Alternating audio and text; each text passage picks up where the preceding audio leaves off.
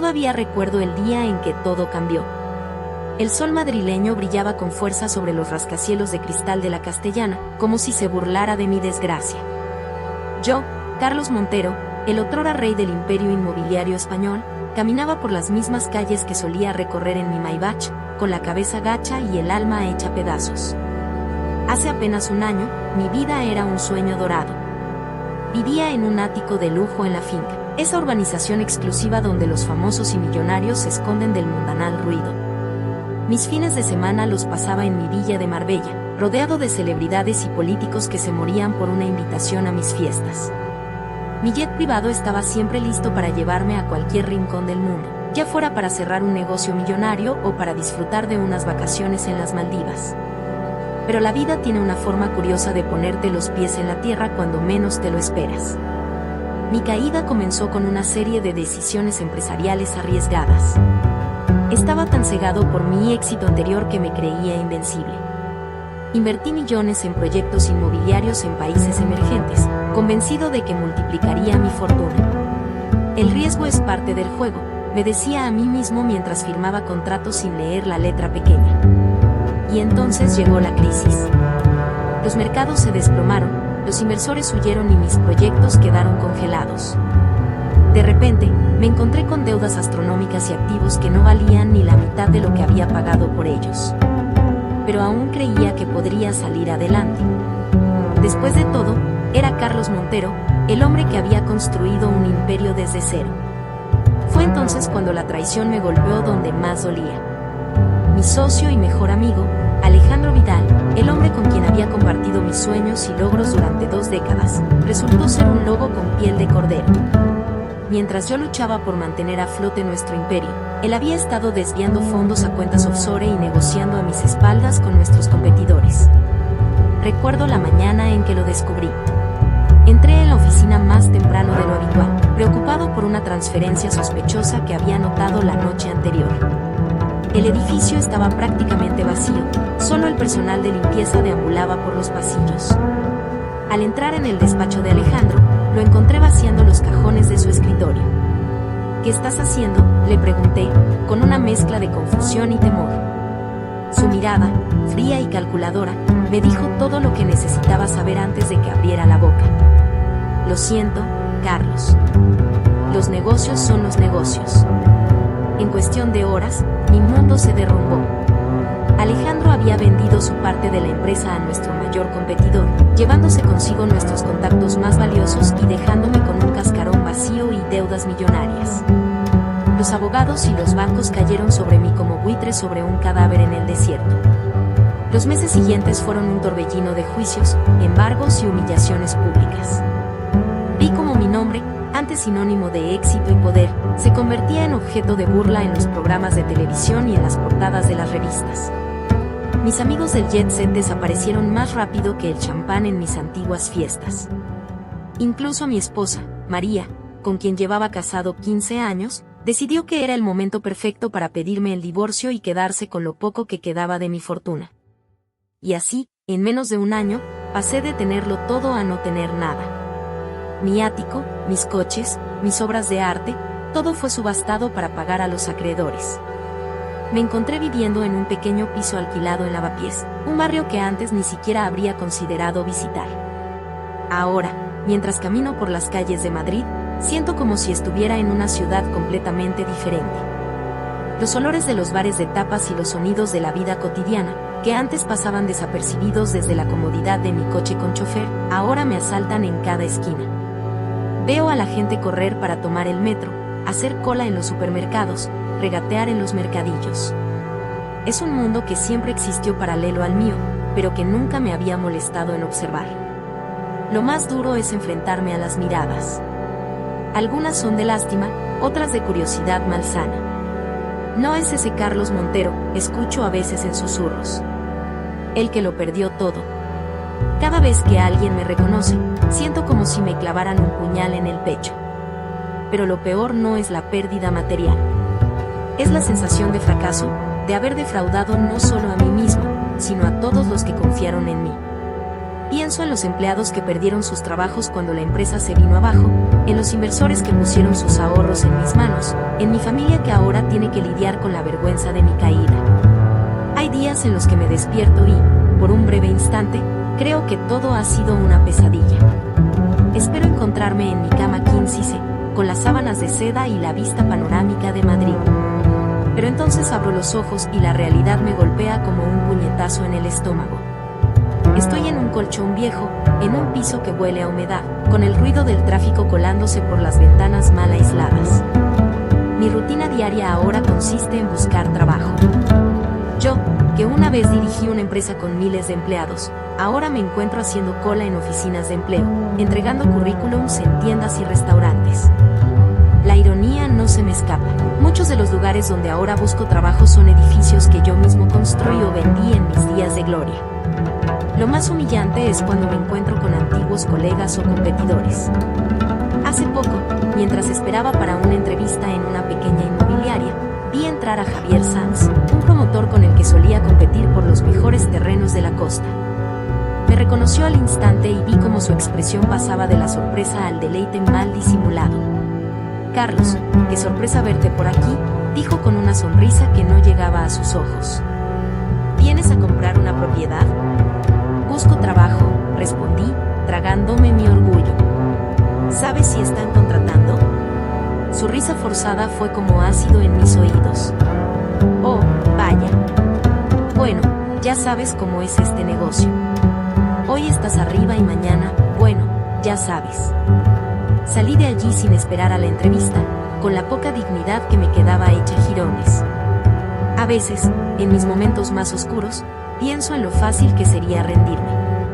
Tengo suficientes contactos en el mundo de los negocios para conseguir un trabajo mediocre, vivir una vida tranquila y olvidarme de mis sueños y ambiciones. Pero algo dentro de mí se rebela contra esa idea. Quizás sea orgullo, quizás sea la chispa del empresario que una vez fui, pero me niego a aceptar que esta sea mi historia final. Cada noche, antes de dormir, miro por la ventana hacia el skyline de Madrid. Veo los edificios que una vez fueron míos, las luces de las oficinas donde se cierran tratos millonarios, y me juro a mí mismo que volveré. No sé cómo, no sé cuándo, pero sé que esta no es mi última página. Mientras tanto, aprendo a vivir con menos, a valorar las pequeñas cosas que antes daba por sentado. Un café en una terraza soleada, una conversación sincera con un desconocido en el parque, la satisfacción de preparar mi propia comida. Son pequeños placeres que antes pasaban desapercibidos en mi vida de excesos. Y así, día tras día, sigo caminando por las calles de Madrid, buscando una oportunidad, un resquicio por el que volver a empezar. Soy consciente de que el camino será largo y difícil, pero también sé que cada paso que doy me aleja un poco más de la persona que fui y me acerca a la persona que quiero ser. Porque si algo he aprendido de esta caída en desgracia es que el verdadero valor de una persona no está en su cuenta bancaria o en los títulos de propiedad que posee. Está en su capacidad para levantarse después de cada golpe, en su voluntad de seguir luchando cuando todo parece perdido. Y yo, Carlos Montero, el que una vez fue el rey del imperio inmobiliario español, estoy decidido a demostrar que aún tengo mucho que ofrecer. Que esta caída no es el final de mi historia, sino el comienzo de una nueva. Mientras camino por la Gran Vía, con el bullicio de la ciudad a mi alrededor, siento que algo está a punto de cambiar. No sé qué será, ni cómo llegará, pero estoy listo para enfrentarlo. Porque al final, cuando lo has perdido todo, lo único que queda es la esperanza. Y eso, nadie puede quitármelo. El invierno madrileño puede ser implacable, especialmente para alguien que ha perdido todo. Esa noche de diciembre, el frío se colaba por mi chaqueta gastada mientras caminaba sin rumbo por las calles del centro. Las luces navideñas iluminaban la Puerta del Sol, creando un contraste casi cruel con mi estado de ánimo. Familias y grupos de amigos pasaban a mi lado, riendo y disfrutando de la temporada festiva, ajenos a mi miseria. Había pasado el día entero buscando trabajo, entregando currículums en oficinas y comercios, solo para recibir miradas de lástima o promesas vacías de ya te llamaremos. Con cada rechazo, sentía que una parte de mí se desmoronaba un poco más.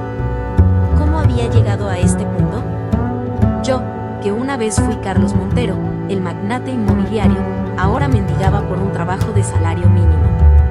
Mis pasos me llevaron hasta la Plaza Mayor, donde el mercadillo navideño estaba en pleno apogeo. El aroma a castañas asadas y vino caliente flotaba en el aire, mezclándose con el sonido de villancicos y risas. Por un momento, me permití cerrar los ojos y recordar navidades pasadas, cuando organizaba fiestas extravagantes en mi ático con vistas a todo Madrid. Casi podía saborear el caviar y el champán, escuchar el tintineo de las copas de cristal y las conversaciones sofisticadas de la alta sociedad madrileña. Un escalofrío me devolvió a la realidad. Me di cuenta de que me había quedado parado en medio de la plaza, probablemente pareciendo un loco o un borracho. Sacudí la cabeza y me dispuse a seguir mi camino, cuando algo captó mi atención. En una esquina de la plaza, sentado en el suelo con la espalda apoyada contra una columna, había un hombre. A primera vista, podría haber pasado por otro de los muchos sin techo que pueblan las calles de Madrid en invierno. Pero había algo en el que me hizo detenerme. Su ropa estaba sucia y raída, cierto, pero tenía un aire de dignidad que me resultaba familiar. Su barba, aunque desaliñada, parecía haber sido cuidada en algún momento. Y sus ojos eran lo que más me impactó. Eran de un azul profundo, y aunque estaban hundidos en un rostro demacrado, brillaban con una intensidad que me recordó a la mirada que solía ver en el espejo en mis mejores días. Sin darme cuenta, mis pies me llevaron hacia él. A medida que me acercaba, pude ver que tenía un pequeño cartel de cartón frente a él que decía: cualquier ayuda es bienvenida. Que Dios te bendiga. Me detuve frente a él, y por un momento, nuestras miradas se cruzaron. No había súplica en sus ojos, ni vergüenza. Solo una calma resignada que me desarmó por completo. Buenas noches, dije, sorprendiéndome a mí mismo por iniciar una conversación. Buenas noches, señor, respondió él con una voz ronca pero educada. ¿Puedo ayudarle en algo? Su pregunta me desconcertó. ¿No debería ser yo quien le ofreciera ayuda? Yo, en realidad, pensé que quizás yo podría ayudarte a ti, balbuceé. Una sonrisa triste se dibujó en su rostro. Ah, ya veo. Bueno, cualquier ayuda es bienvenida, como dice mi cartel. Pero no se sienta obligado.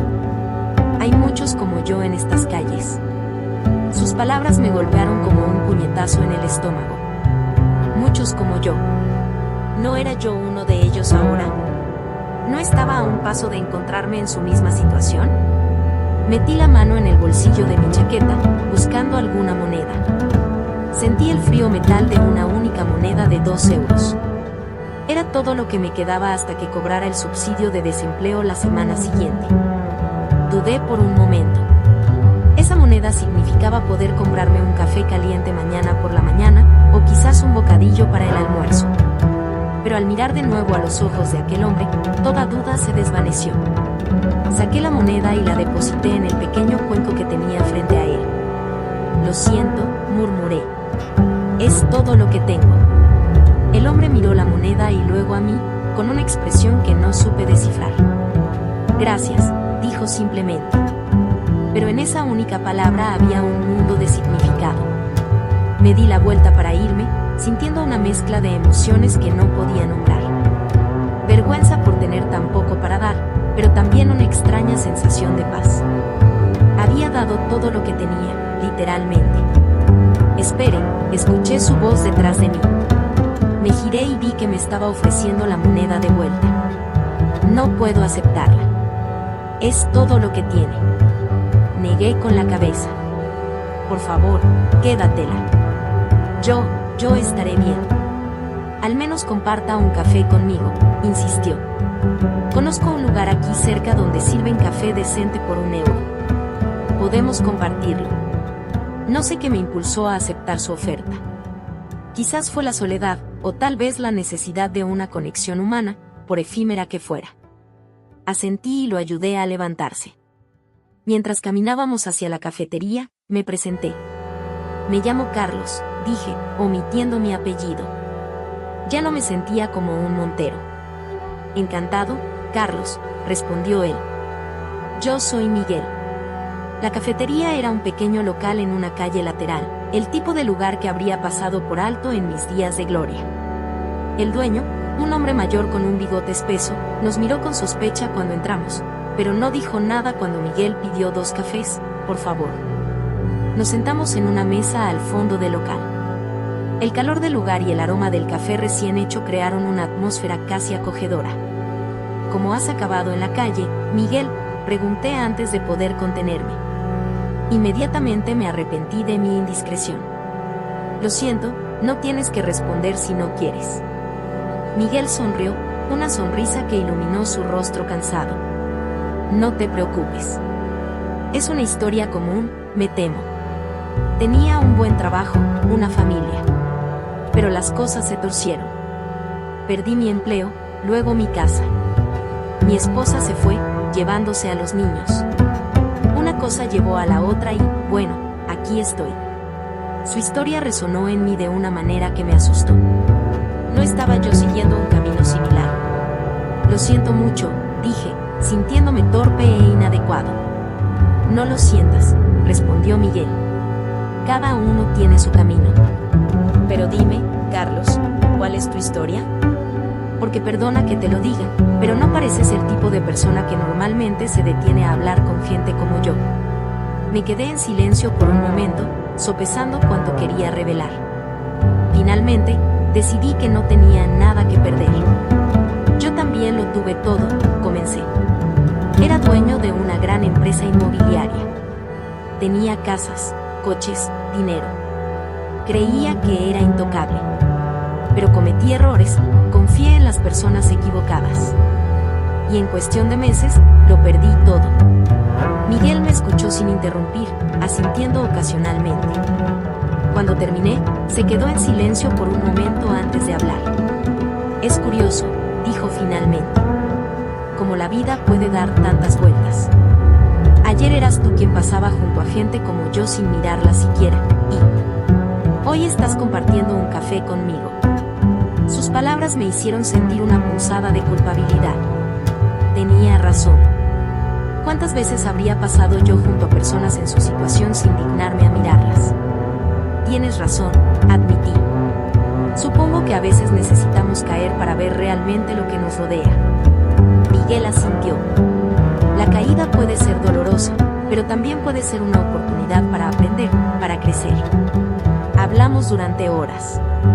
Miguel me contó sobre su vida en la calle, las dificultades diarias, pero también los pequeños momentos de bondad que encontraba.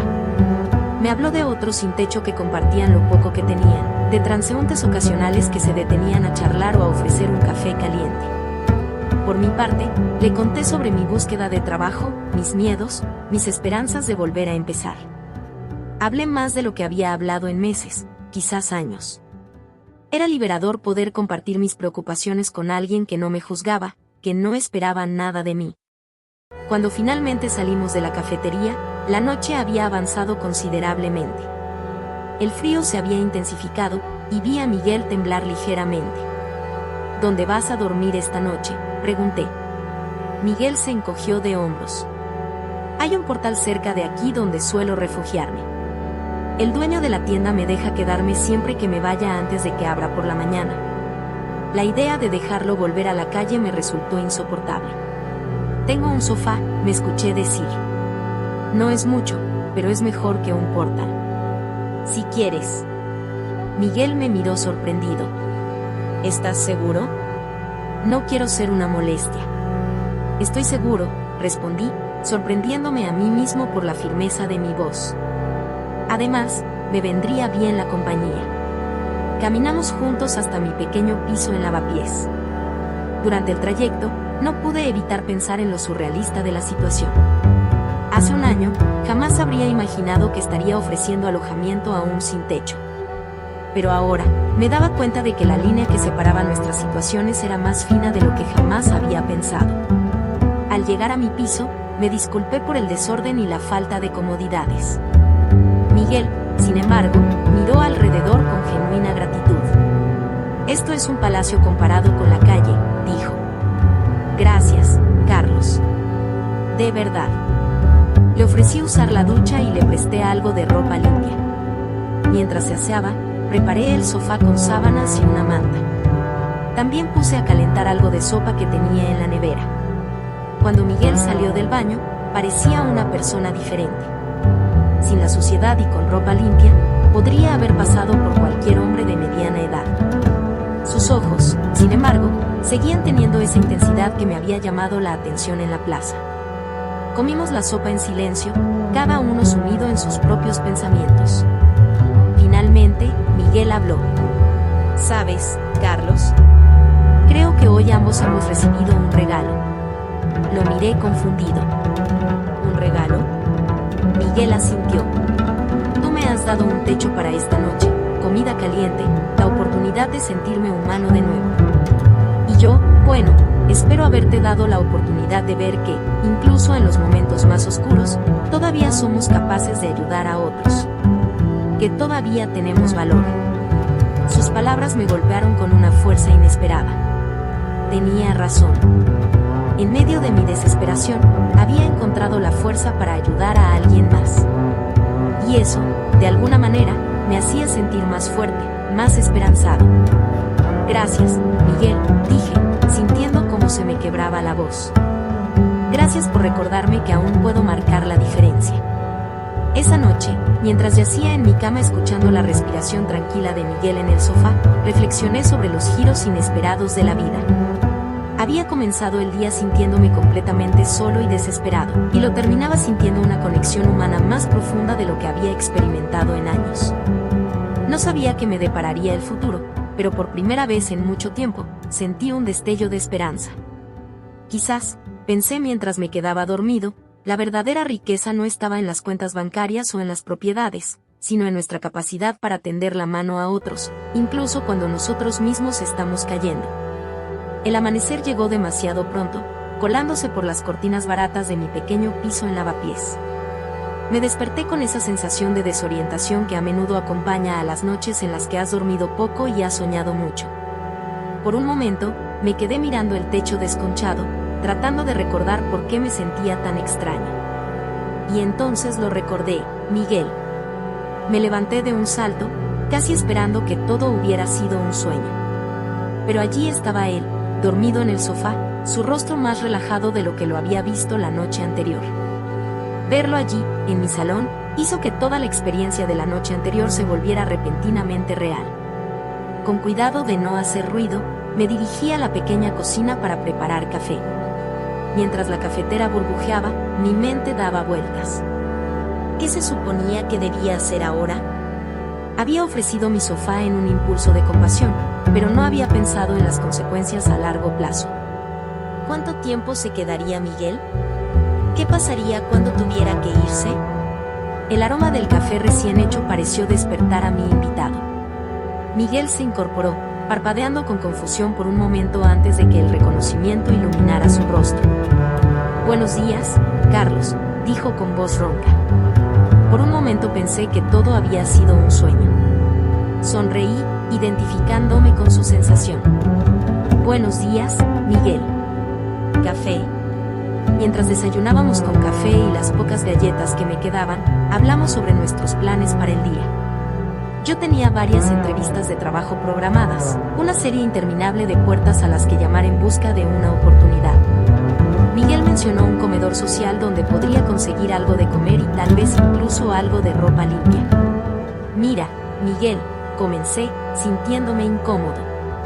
«Sobre lo de quedarte aquí». Él levantó una mano, interrumpiéndome. «No te preocupes, Carlos. Entiendo perfectamente. Ya has hecho más que suficiente dejándome pasar la noche. No esperaba quedarme más tiempo». Sus palabras me aliviaron y me hicieron sentir culpable al mismo tiempo.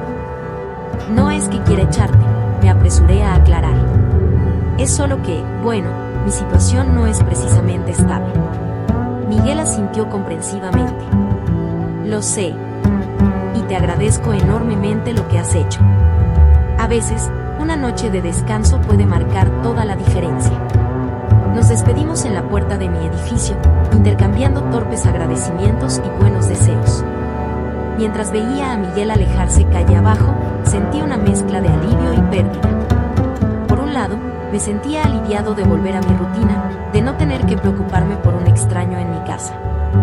Por otro lado, su presencia había llenado un vacío que no sabía que tenía, y ahora que se había ido, me sentía más solo que nunca. Con un suspiro, me ajusté la corbata, la única que me quedaba de mis días de gloria, y me dirigí a mi primera entrevista del día. Era en una pequeña inmobiliaria en el barrio de Salamanca, un lugar que en otros tiempos habría considerado demasiado modesto para mi talento. Ahora, sin embargo, me aferraba a cualquier oportunidad como un náufrago a un trozo de madera. La entrevista fue una entrevista. El dueño de la inmobiliaria, un hombre de mediana edad llamado Javier, me miró con una mezcla de reconocimiento y recelo. Era evidente que sabía quién había sido yo, y eso parecía ponerlo nervioso. «Mire, señor Montero», dijo después de repasar mi currículum por tercera vez. «Su experiencia es impresionante, no lo niego. Pero, no.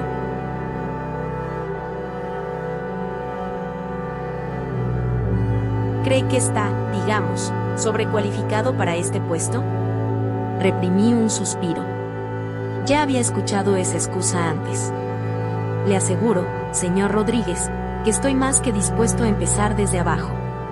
Solo quiero una oportunidad para demostrar mi valía». Javier se removió incómodo en su silla. «Entiendo, pero, verá, nuestros clientes son principalmente familias de clase media. No estoy seguro de que alguien con su historial encaje bien aquí». Salí de la oficina sintiéndome derrotado. Era la misma historia una y otra vez. Mi pasado, que una vez había sido mi mayor activo, ahora se había convertido en mi mayor obstáculo. Nadie quería contratar al famoso Carlos Montero, el magnate caído en desgracia. Era demasiado arriesgado, demasiado complicado. Las siguientes entrevistas del día no fueron mejores. En una empresa de marketing, la entrevistadora apenas pudo ocultar su sorpresa cuando me vio entrar. En una startup tecnológica, el joven CEO me miró como si fuera una reliquia de un museo.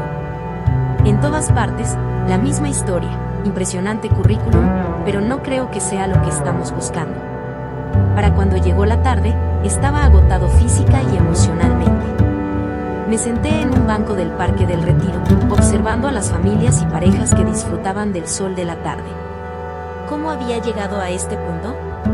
¿Cómo era posible que yo, que una vez había sido considerado uno de los empresarios más brillantes de España, ahora no pudiera conseguir ni siquiera un trabajo de nivel básico? Mientras estaba allí sentado, sumido en mi autocompasión, vi a un hombre mayor luchando por cargar unas bolsas de la compra. Sin pensarlo, me levanté y me acerqué a él. «Disculpe, señor», dije. «¿Puedo ayudarle con esas bolsas?». El hombre me miró con sorpresa, pero luego sonrió agradecido. «Oh, muchas gracias, joven. Estas piernas ya no son lo que eran». Caminamos juntos hasta su casa, que resultó estar cerca del parque. Durante el camino, charlamos amigablemente. Se llamaba Antonio y había sido profesor de historia antes de jubilarse. Me contó anécdotas de sus años de enseñanza, y por un momento, olvidé mis propios problemas. Cuando llegamos a su edificio, Antonio insistió en invitarme a tomar algo. «No es mucho», dijo, «pero me gustaría agradecerle su amabilidad». Acepté, más por cortesía que por otra cosa. El apartamento de Antonio era pequeño pero acogedor, lleno de libros y recuerdos de una vida bien vivida. Mientras él preparaba té en la cocina, mis ojos se posaron en una fotografía enmarcada en la pared. Mostraba a un joven Antonio con un grupo de estudiantes, todos sonriendo a la cámara. «Ah, esa foto», dijo Antonio, notando mi interés. «Fue de mi primer año como profesor. ¿Sabe? Nunca olvidaré lo asustado que estaba ese día. Creía que no estaba preparado, que los estudiantes se darían cuenta de que era un fraude». Sus palabras resonaron en mí de una manera que no esperaba. «¿Y qué hizo?», pregunté.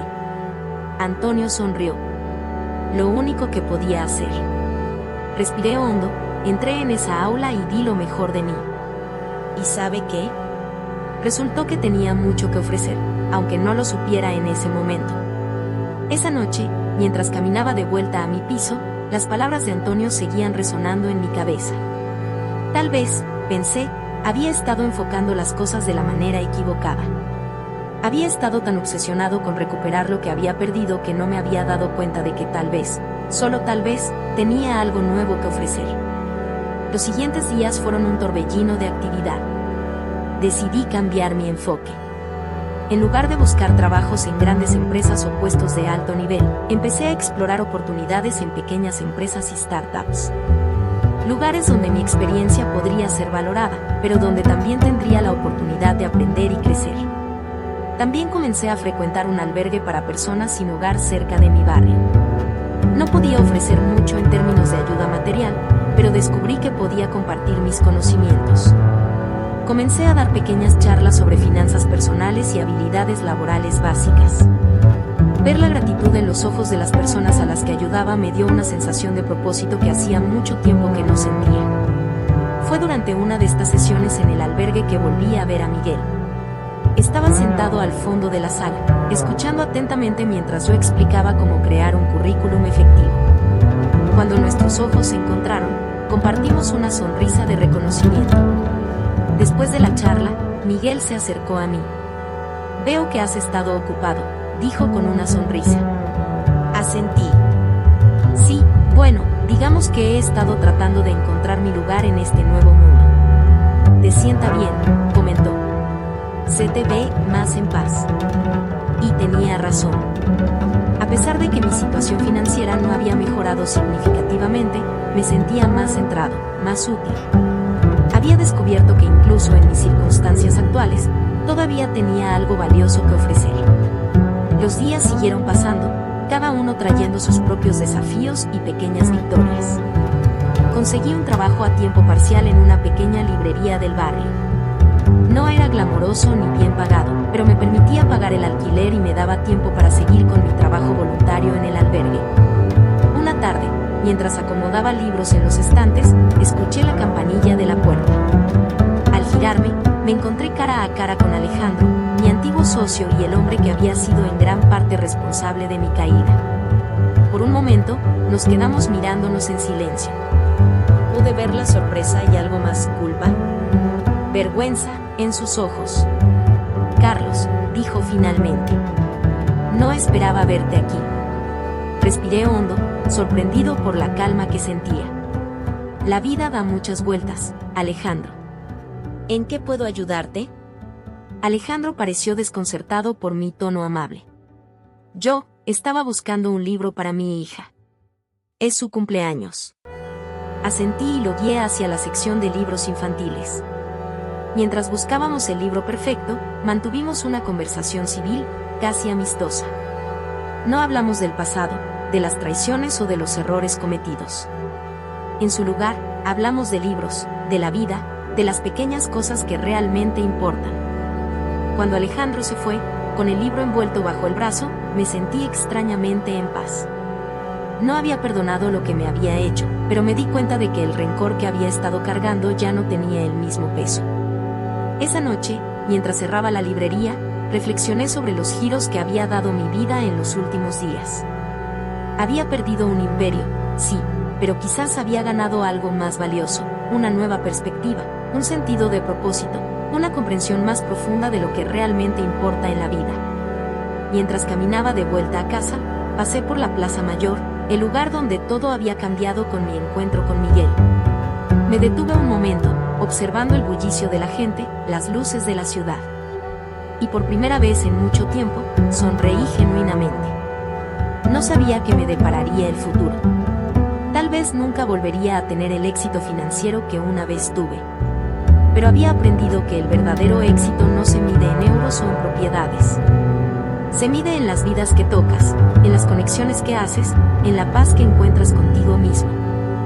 Y en ese momento, parado en medio de la plaza donde hacía solo unos días me había sentido completamente perdido, me di cuenta de que tal vez, solo tal vez, estaba en el camino correcto después de todo.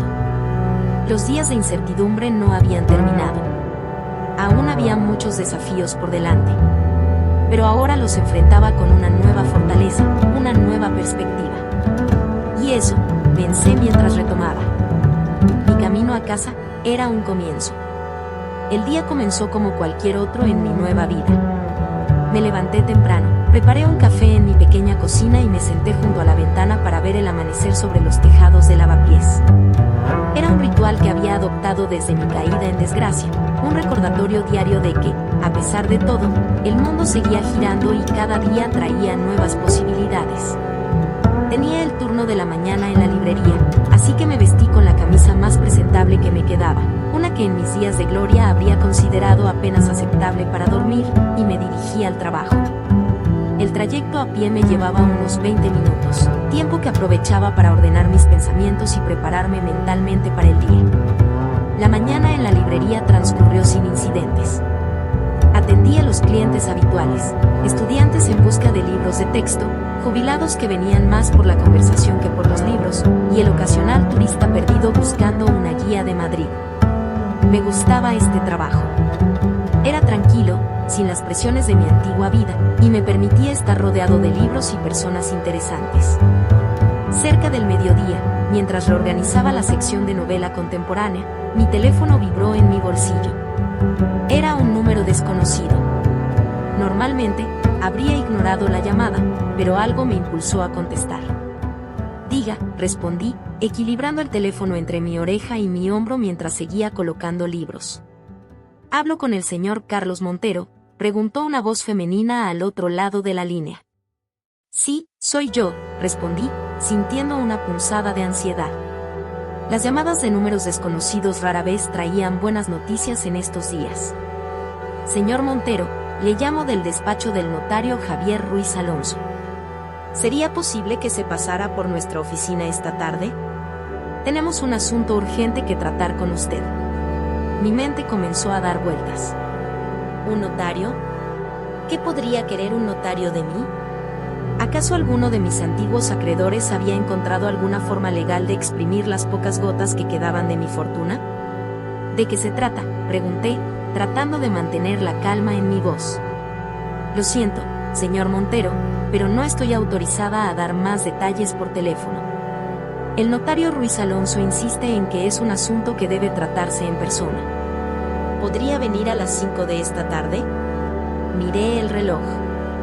Faltaban 4 horas para las 5. 4 horas de incertidumbre y especulación. Está bien, accedí finalmente. Estaré allí a las 5. El resto de mi turno en la librería pasó en una nebulosa de ansiedad y curiosidad. Mi mente no dejaba de dar vueltas, imaginando escenarios cada vez más improbables. ¿Y si algún pariente lejano había fallecido y me había dejado una herencia? ¿O tal vez alguno de mis antiguos negocios había dado un giro inesperado y ahora debía millones? La incertidumbre era insoportable. A las 4 en punto, cuando terminó mi turno, prácticamente salí corriendo de la librería. El despacho del notario estaba en el barrio de Salamanca, al otro lado de la ciudad. En mis días de gloria, habría llamado a mi chofer para que me llevara. Ahora, tuve que conformarme con el metro. El viaje en metro fue una experiencia surrealista. Estaba rodeado de gente normal, personas que iban y venían de sus trabajos, sus vidas cotidianas sin alteraciones. Me pregunté cuántos de ellos estarían, como yo, al borde de un cambio potencialmente sísmico en sus vidas. Llegué al despacho del notario con 15 minutos de antelación. Era un edificio imponente en una de las calles más exclusivas de Madrid. En otros tiempos, me habría sentido completamente en mi elemento en un lugar así. Ahora, con mi ropa gastada y mis zapatos desgastados, me sentía como un intruso. La recepcionista me miró con una mezcla de curiosidad y lástima cuando me anuncié. El notario Ruiz Alonso lo recibirá en un momento, me dijo, indicándome que tomara asiento en la lujosa sala de espera. Mientras esperaba, no pude evitar notar los detalles del despacho. Los muebles de caoba, las pinturas originales en las paredes, la suave música clásica que sonaba de fondo. Todo gritaba dinero y poder. Era un mundo del que una vez había formado parte y que ahora me parecía tan ajeno como si fuera de otro planeta. Finalmente, después de lo que pareció una eternidad, la puerta del despacho se abrió y salió un hombre de mediana edad, con traje impecable y una expresión seria en el rostro. Señor Montero, soy Javier Ruiz Alonso. Por favor, pase. Entré en el despacho con el corazón latiendo a 1000 por hora. El notario me indicó que tomara asiento frente a su escritorio y luego se sentó él mismo, juntando las manos sobre la superficie pulida de madera. Señor Montero, comenzó, le agradezco que haya venido con tan poca antelación. El asunto que tenemos que tratar es, bueno, bastante extraordinario. Tragué saliva, preparándome para lo peor. ¿De qué se trata? El notario abrió un cajón de su escritorio y sacó un sobre grueso. Hace 2 días, un hombre vino a mi despacho. Estaba gravemente enfermo y sabía que le quedaba poco tiempo. Me entregó este sobre y me dio instrucciones muy específicas sobre cómo proceder. Mi mente daba vueltas. ¿Quién podría ser este hombre? ¿Y qué tenía que ver conmigo? El hombre en cuestión, continuó el notario, era conocido por la mayoría de la gente como Miguel, un indigente que vivía en las calles de Madrid. Mi corazón dio un vuelco. Miguel. El hombre al que había ayudado, con quien había compartido un café y una noche de conversación. ¿Qué podía tener que ver él con todo esto? Sin embargo, prosiguió el notario, su verdadero nombre era Miguel Ángel Rodríguez Sánchez. Y era, hasta hace 2 días, uno de los hombres más ricos de España. La habitación pareció girar a mi alrededor. ¿Miguel? ¿Un hombre rico? Nada tenía sentido. El señor Rodríguez Sánchez dejó instrucciones muy claras, dijo el notario, abriendo el sobre. Todo su patrimonio, valorado en aproximadamente 500 millones de euros, debe ser transferido a una persona. Esa persona, señor Montero, es usted. Las palabras del notario cayeron sobre mí como un mazo. 500 millones de euros. Era una suma que ni siquiera en mis días más prósperos habría soñado poseer. Y ahora, aparentemente, era mía. Esto debe ser un error, balbuceé. Yo apenas conocía a Miguel. Solo lo ayudé una vez, le di una moneda y... El notario levantó una mano para interrumpirme. El señor Rodríguez Sánchez fue muy claro en sus instrucciones. Dijo que usted fue la única persona en mucho tiempo que lo trató con verdadera amabilidad, sin esperar nada a cambio. Aparentemente, eso significó mucho para él. Me hundí en mi silla, abrumado por la magnitud de lo que estaba escuchando. Mi mente volvió a aquella noche en la Plaza Mayor, al momento en que decidí dar mi última moneda a un hombre que parecía necesitarla más que yo. Nunca imaginé que ese pequeño acto de bondad tendría tales consecuencias. Hay más, continuó el notario. El señor Rodríguez Sánchez dejó una carta para usted. Me entregó un sobresellado. Con manos temblorosas, lo abrí y comencé a leer. Querido Carlos, si estás leyendo esto, significa que ya no estoy en este mundo. No te aflijas por mí, he vivido una vida larga y, en muchos sentidos, privilegiada. Durante años, acumulé una fortuna inmensa. Construí empresas, compré propiedades, invertí en bolsa. Desde fuera, parecía que lo tenía todo. Pero la verdad es que me sentía vacío. El dinero se había convertido en mi única medida de éxito, y había olvidado lo que realmente importa en la vida. Hace unos años, recibí un diagnóstico terminal. Fue entonces cuando decidí hacer un experimento. Me deshice de todas mis posesiones, me vestí con harapos y me fui a vivir a las calles. Quería ver si, despojado de todo mi dinero y poder, aún quedaba algo de humanidad en mí. Y más importante aún, quería ver si aún quedaba humanidad en el mundo. Durante meses, fui invisible. La gente pasaba a mi lado sin mirarme, como si no existiera. Hasta que llegaste tú, Carlos. Tú, que lo habías perdido todo, aún encontraste en tu corazón la compasión para ayudar a alguien que creías que estaba en una situación peor que la tuya. Ese simple acto de bondad me devolvió la fe en la humanidad. Me mostró que, incluso en los momentos más oscuros, aún hay luz en el mundo. Y por eso, he decidido dejarte todo lo que tengo. Sé que has pasado por momentos difíciles. Sé que has experimentado la caída desde lo más alto. Pero también sé que has mantenido tu integridad y tu compasión.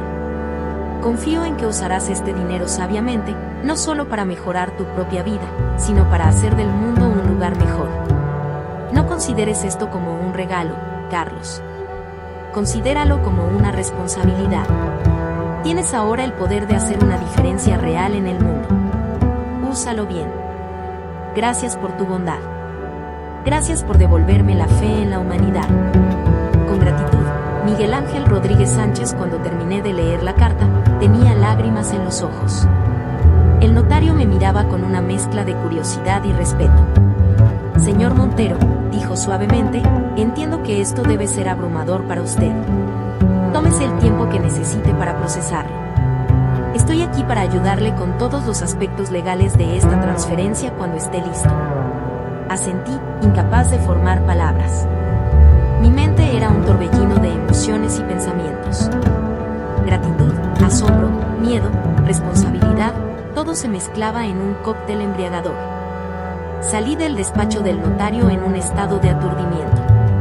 Las calles de Madrid, que hacía solo unas horas me habían parecido tan familiares, ahora parecían pertenecer a otro mundo. La gente que pasaba a mi lado, absorta en sus propias vidas, no tenía idea del terremoto que acababa de sacudir mi existencia. Caminé sin rumbo durante horas, tratando de asimilar lo que había sucedido. 500 millones de euros. Era una suma que cambiaba vidas, que cambiaba el mundo. Y ahora estaba en mis manos. Mientras caminaba, comencé a pensar en todas las posibilidades que se abrían ante mí. Podría reconstruir mi imperio inmobiliario, más grande y más fuerte que nunca. Podría viajar por el mundo, vivir en lujo por el resto de mis días sin tener que preocuparme nunca más por el dinero. Pero entonces recordé las palabras de Miguel en su carta. No consideres esto como un regalo. Considéralo como una responsabilidad. Y me di cuenta de que tenía razón. Este dinero no era solo para mí. Era una oportunidad de hacer una diferencia real en el mundo. Mis pasos me llevaron de vuelta a Lavapiés, al albergue donde había estado dando charlas sobre finanzas personales. Me detuve frente al edificio, mirando las caras de las personas que entraban y salían. Personas que, como yo hace solo unas semanas, luchaban día a día por sobrevivir. Y fue entonces cuando lo supe. Supe exactamente lo que iba a hacer con el dinero de Miguel. Esa noche, de vuelta en mi pequeño piso, me senté a escribir. Tracé planes, hice listas, soñé en grande. Iba a crear una fundación, una que no solo ayudara a las personas sin hogar a encontrar un techo, sino que les diera las herramientas y la educación necesarias para reconstruir sus vidas.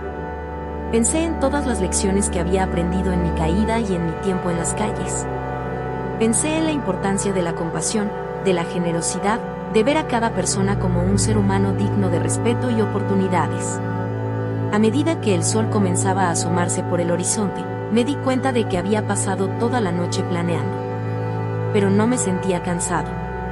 Por el contrario, me sentía más vivo de lo que me había sentido en años. Miré por la ventana, viendo cómo la ciudad comenzaba a despertar. Y por primera vez en mucho tiempo, sentí una verdadera esperanza. No solo por mí, sino por todas las vidas que ahora tendría la oportunidad de cambiar. El dinero de Miguel era un regalo, sí. Pero más que eso, era una oportunidad. Una oportunidad de hacer del mundo un lugar mejor, de devolver la bondad que se me había mostrado. Y mientras el nuevo día comenzaba, hice una promesa silenciosa. Una promesa a Miguel, a mí mismo y a todas las personas a las que esperaba ayudar. La promesa de usar este regalo, esta responsabilidad, para hacer una diferencia real.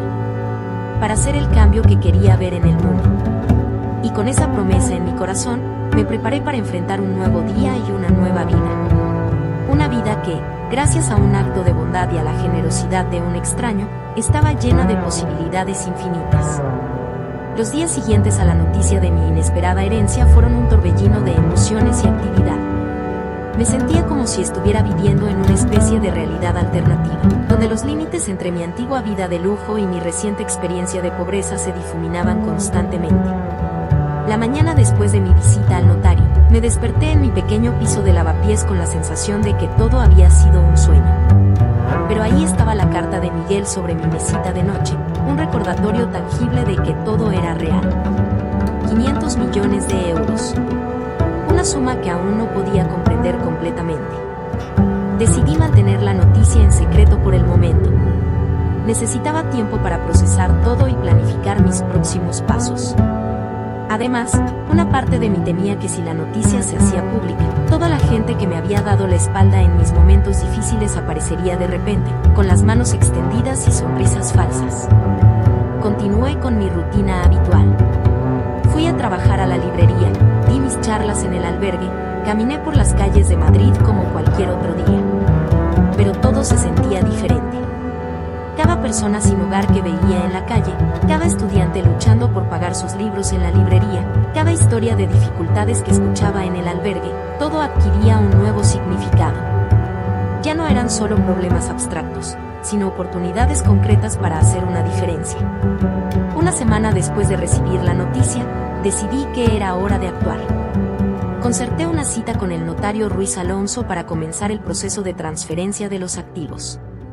También programé reuniones con varios abogados y asesores financieros de confianza. Quería asegurarme de hacer las cosas correctamente desde el principio. El día de la reunión con el notario, me vestí con la mejor ropa que tenía, que seguía siendo bastante modesta en comparación con mi antiguo guardarropa, y me dirigí a su despacho. Esta vez, al entrar en el lujoso edificio, me sentí diferente. Ya no era un intruso, sino alguien con un propósito.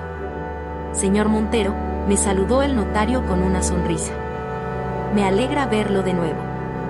¿Ha tenido tiempo para procesar la noticia? Asentí. Sí, aunque aún me cuesta creerlo. Pero estoy listo para avanzar. Durante las siguientes horas, revisamos documentos, firmamos papeles y discutimos los detalles de la transferencia. Era un proceso complejo, pero el notario fue paciente y explicó todo con claridad. Mientras firmaba el último documento, sentí un escalofrío recorrer mi espalda. Era oficial. La fortuna de Miguel era ahora mi responsabilidad. «¿Hay algo más?», dijo el notario cuando terminamos. Sacó una caja de seguridad de un armario y la colocó sobre el escritorio. «El señor Rodríguez Sánchez dejó esto para usted. Dijo que debía entregárselo una vez que la transferencia estuviera completa». Con manos temblorosas, abrí la caja. Dentro había un diario de cuero gastado y un juego de llaves. El diario tenía una nota adherida, para que entiendas el viaje. Esa noche, de vuelta en mi pequeño piso, me sumergí en la lectura del diario de Miguel. Era un relato fascinante y conmovedor de su vida, desde sus humildes comienzos hasta la construcción de su imperio financiero, y finalmente, su decisión de abandonarlo todo y vivir en las calles. A medida que leía, comencé a entender la verdadera magnitud del regalo que Miguel me había hecho.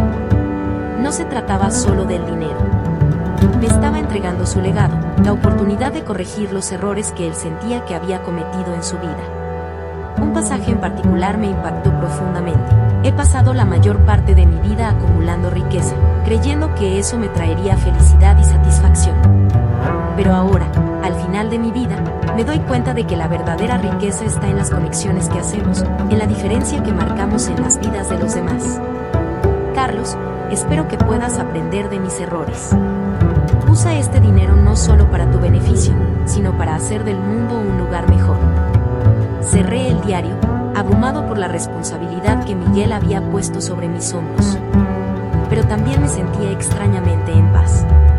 Por primera vez desde que recibí la noticia de la herencia, sentí que tenía un propósito claro. Al día siguiente, comencé a poner en marcha mis planes. Lo primero que hice fue renunciar a mi trabajo en la librería. Fue una decisión difícil, ya que realmente había llegado a apreciar la tranquilidad y la sencillez de ese trabajo. Pero sabía que necesitaría todo mi tiempo y energía para lo que venía por delante. Luego, me puse en contacto con varios expertos en filantropía y desarrollo social. Quería aprender de los mejores sobre cómo utilizar eficazmente los recursos para generar un impacto positivo. Durante las siguientes semanas, me sumergí en un intenso proceso de aprendizaje, absorbiendo todo lo que podía sobre programas de ayuda efectivos, microfinanzas, educación para el desarrollo y más. También comencé a buscar un espacio para establecer la sede de mi futura fundación.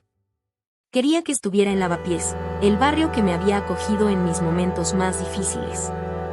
Después de varios días de búsqueda, encontré un antiguo edificio industrial que parecía perfecto. Necesitaría una renovación exhaustiva, pero tenía potencial. Fue durante una visita a este edificio cuando tuve un encuentro inesperado.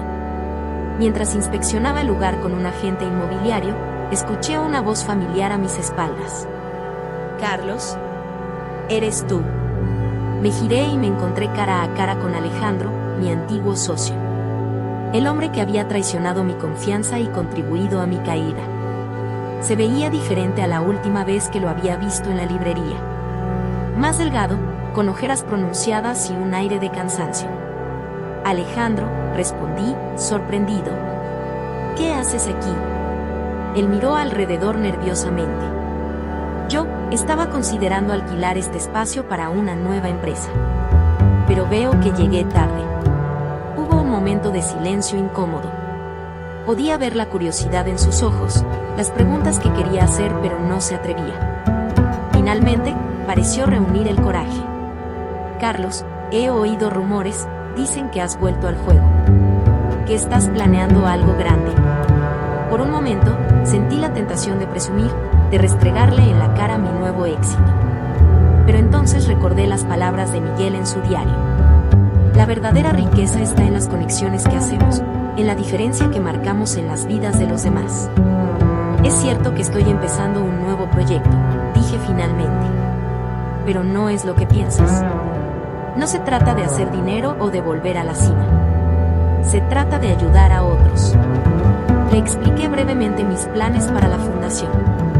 A medida que hablaba, vi cómo la expresión de Alejandro cambiaba. La envidia y la curiosidad en sus ojos fueron reemplazadas por algo más. ¿Arrepentimiento? ¿Admiración? «Vaya, Carlos», dijo cuando terminé. «Eso es increíble. Honestamente, no sé qué decir». «No tienes que decir nada», respondí. Y entonces, sorprendiéndome incluso a mí mismo, añadí: «De hecho, si estás interesado, podríamos usar ayuda en el proyecto. Tu experiencia en negocios podría ser valiosa». Alejandro me miró boquiabierto. «¿Hablas en serio? Después de todo lo que pasó, ¿confiarías en mí para algo así?». Pensé en Miguel, en cómo su acto de confianza y generosidad hacia mí había cambiado mi vida. ¿No debería yo hacer lo mismo? «Todos merecemos una segunda oportunidad», dije. «Yo la tuve. Tal vez esta sea la tuya». Los ojos de Alejandro se llenaron de lágrimas. Sin decir una palabra, extendió su mano. La tomé, sellando un nuevo comienzo para ambos. Las semanas siguientes fueron un torbellino de actividad. Con Alejandro a bordo, las cosas comenzaron a moverse más rápido. Su experiencia en negocios complementaba perfectamente mi visión social, y juntos formamos un equipo sorprendentemente efectivo. Compramos y renovamos el edificio en Lavapiés, transformándolo en un centro comunitario moderno y acogedor. Establecimos programas de capacitación laboral, asesoramiento financiero y apoyo psicológico para personas sin hogar y en situación de vulnerabilidad. También creamos un fondo de microcréditos para ayudar a pequeños emprendedores a iniciar sus negocios. Pero el proyecto del que más orgulloso me sentía era un programa de viviendas sociales. Utilizando mis conocimientos del sector inmobiliario y los contactos de Alejandro, comenzamos a comprar edificios abandonados en toda la ciudad, renovándolos y convirtiéndolos en viviendas asequibles para familias de bajos ingresos. A medida que nuestro trabajo comenzaba a dar frutos, empecé a ver cambios tangibles en la comunidad. Personas que habían perdido la esperanza comenzaban a recuperar su dignidad y su independencia. Familias que habían estado al borde del desahucio encontraban estabilidad. Jóvenes que habían abandonado sus estudios volvían a las aulas con renovado entusiasmo. Un día, mientras caminaba por Lavapiés, me encontré con María, una mujer a la que había conocido en el albergue meses atrás. La última vez que la había visto, estaba desesperada, sin trabajo y a punto de perder la custodia de sus hijos. Ahora, la vi salir de una de nuestras viviendas sociales, con una sonrisa en el rostro y sus 2 hijos de la mano. «Carlos», exclamó al verme.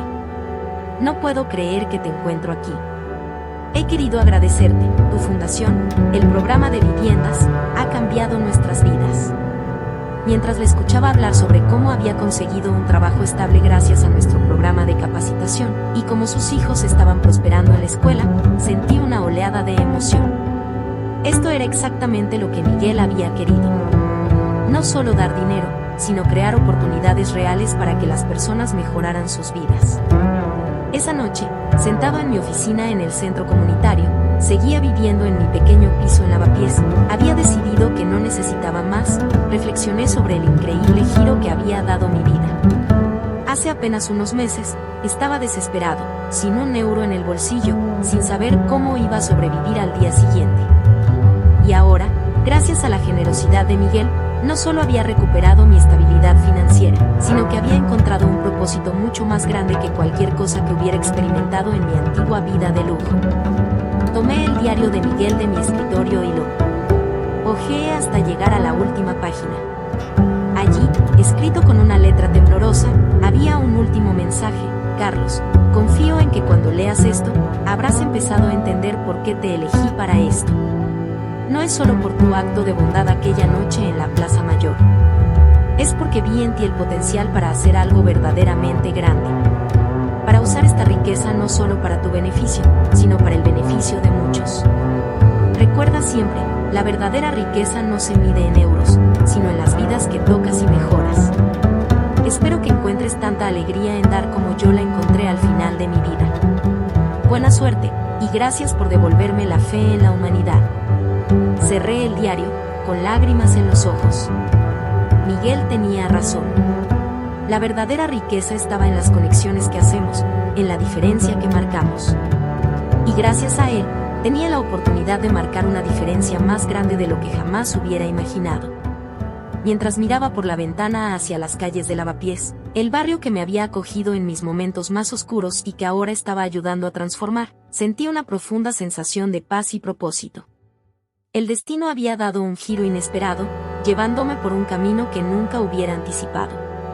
Pero ahora, estaba exactamente donde necesitaba estar, haciendo exactamente lo que necesitaba hacer. Y eso, me di cuenta, era el mayor regalo de todos. Los meses transcurrieron con una velocidad vertiginosa. La Fundación Miguel Ángel Rodríguez Sánchez, como decidí llamarla en honor a mi benefactor, crecía y se expandía a un ritmo que ni en mis sueños más optimistas hubiera imaginado. Cada día traía nuevos desafíos, pero también nuevas satisfacciones. Una mañana de primavera, me encontraba en mi oficina repasando los informes del último trimestre cuando Alejandro entró, con una sonrisa de oreja a oreja. Carlos, no vas a creer esto, dijo, agitando un periódico en su mano. Estamos en la portada de El País. Me pasó el periódico y, efectivamente, allí estábamos. El titular rezaba: la fundación que está cambiando el rostro de Madrid. El artículo detallaba nuestros programas de vivienda social, nuestras iniciativas de capacitación laboral y nuestros proyectos de revitalización urbana. Hablaba de cómo estábamos transformando barrios enteros, no solo proporcionando ayuda inmediata, sino creando oportunidades reales para que las personas mejoraran sus vidas a largo plazo. Es increíble, murmuré, leyendo el artículo. Hace un año, nadie quería saber nada de mí. ¿Y ahora? Alejandro puso una mano en mi hombro. Te lo has ganado, Carlos. Has trabajado duro por esto. Sus palabras me conmovieron. Nuestra relación había recorrido un largo camino desde aquellos días de traición y amargura. Trabajar juntos en la fundación nos había dado a ambos la oportunidad de redimir nuestros errores pasados y construir algo verdaderamente significativo. Lo hemos ganado, corregí. Esto es un esfuerzo de equipo. El artículo en El País fue solo el comienzo. En las semanas siguientes, nuestra fundación se convirtió en el tema de conversación en toda España. Recibimos llamadas de políticos que querían asociarse con nosotros, de empresarios que querían donar, de otras organizaciones benéficas que buscaban asesoramiento. Pero lo que más me emocionó fueron las historias de las personas cuyas vidas estábamos impactando directamente. Como la de Javier, un ex convicto que, gracias a nuestro programa de reinserción laboral, había conseguido un trabajo estable y estaba reconstruyendo su relación con su familia. O la de Sofía, una madre soltera que, con la ayuda de nuestro programa de microcréditos, había abierto su propia peluquería y ahora podía mantener a sus hijos. Un día, mientras caminaba por Lavapiés, me detuve frente a un edificio que nuestra fundación había renovado. Antes había sido un bloque de pisos abandonado y deteriorado, un imán para la delincuencia y la desesperación. Ahora era un colorido centro comunitario, con una guardería en la planta baja, un centro de formación profesional en los pisos intermedios y viviendas sociales en la parte superior. Mientras observaba a las familias entrando y saliendo, a los niños jugando en el patio recién construido, sentí una oleada de emoción que amenazaba con desbordarme. Esto era real. Estábamos marcando una diferencia tangible en las vidas de las personas. En ese momento, una voz familiar me sacó de mis pensamientos. ¿Carlos?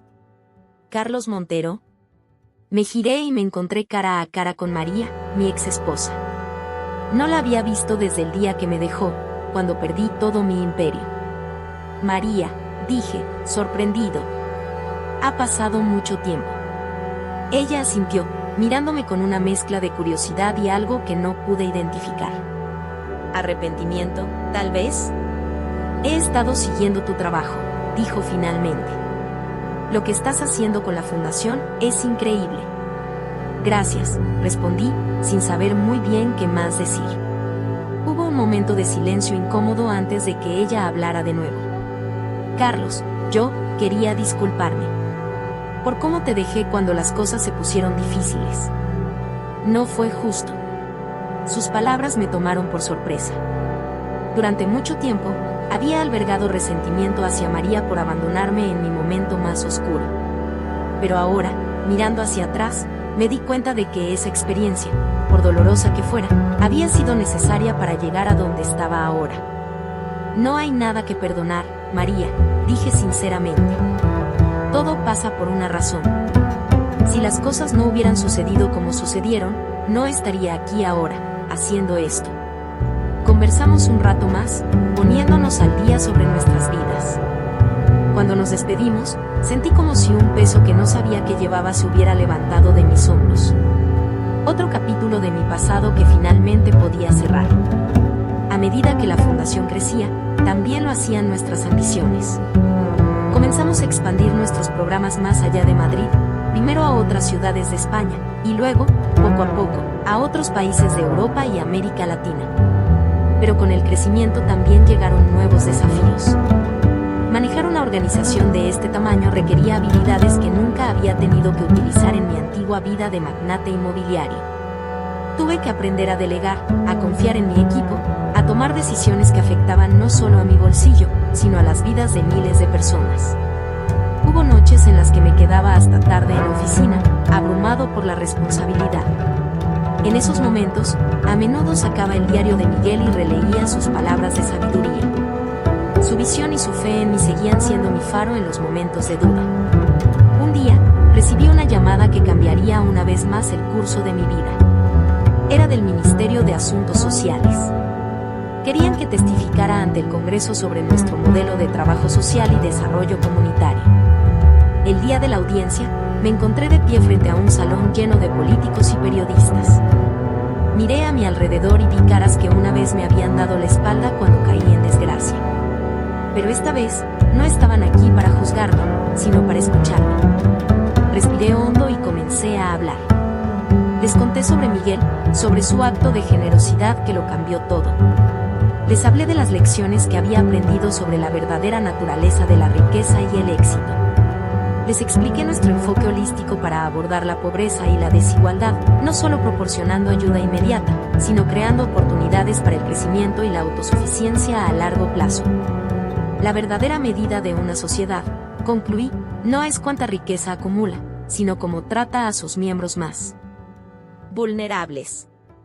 Todos tenemos la responsabilidad de crear un mundo más justo y equitativo. Y eso comienza con ver a cada persona, independientemente de sus circunstancias, como un ser humano digno de respeto y oportunidades. Cuando terminé, hubo un momento de silencio antes de que la sala estallara en aplausos.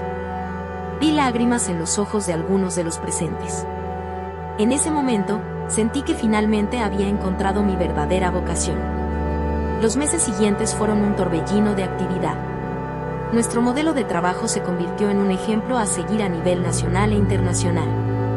Fui invitado a dar charlas en universidades, a participar en foros internacionales, incluso a asesorar a gobiernos sobre políticas de desarrollo social. Pero a pesar de todo el reconocimiento externo, las satisfacciones más grandes seguían viniendo de los pequeños momentos. Como el día que visité uno de nuestros centros de formación y vi a un grupo de jóvenes, que antes habrían estado en las calles, aprendiendo habilidades que les darían un futuro mejor.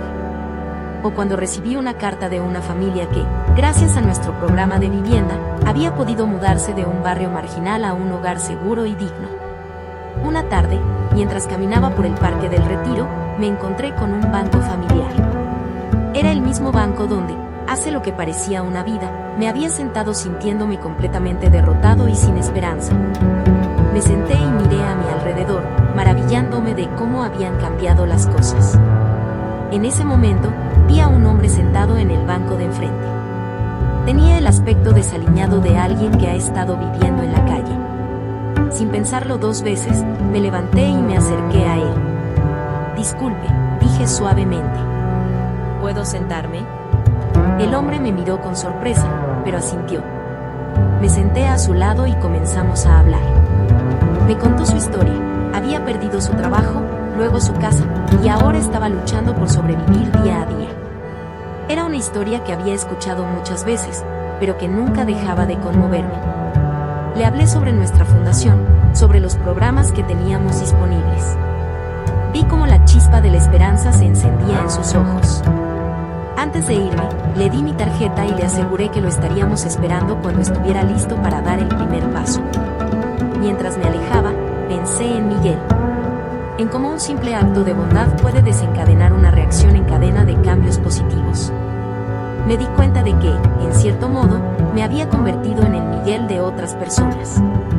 Tenía el poder de tender la mano a quienes lo necesitaban, de ofrecer no solo ayuda inmediata, sino esperanza y oportunidades para un futuro mejor. Esa noche, de vuelta en mi modesto apartamento en Lavapiés, nunca había sentido la necesidad de mudarme a un lugar más lujoso. Saqué el diario de Miguel una vez más. Lo abrí en la última página y leí sus palabras finales. «Carlos, confío en que cuando leas esto, habrás empezado a entender por qué te elegí para esto. No es solo por tu acto de bondad aquella noche en la Plaza Mayor. Es porque vi en ti el potencial para hacer algo verdaderamente grande. Para usar esta riqueza no solo para tu beneficio, sino para el beneficio de muchos. Recuerda siempre, la verdadera riqueza no se mide en euros, sino en las vidas que tocas y mejoras. Espero que encuentres tanta alegría en dar como yo la encontré al final de mi vida. Buena suerte, y gracias por devolverme la fe en la humanidad». Cerré el diario, con una sonrisa en mi rostro y lágrimas en mis ojos. Miguel había tenido razón. La verdadera riqueza no estaba en el dinero o las posesiones materiales. Estaba en la capacidad de marcar una diferencia positiva en las vidas de los demás. Mi viaje había sido largo y lleno de giros inesperados. Había experimentado las alturas del éxito material y las profundidades de la desesperación. Pero a través de todo eso, había encontrado algo mucho más valioso que cualquier fortuna: un propósito. Mientras me preparaba para dormir, miré por la ventana hacia las calles de Lavapiés, el barrio que me había acogido en mis momentos más oscuros y que ahora estaba ayudando a transformar. Sentí una profunda sensación de gratitud y paz. Mañana sería otro día lleno de desafíos y oportunidades. Otro día para seguir construyendo sobre el legado de Miguel, para seguir trabajando hacia un mundo más justo y equitativo. Otro día para recordar que cada acto de bondad, por pequeño que sea, tiene el potencial de cambiar una vida. Y eso, me di cuenta, era el verdadero significado del renacimiento y la redención.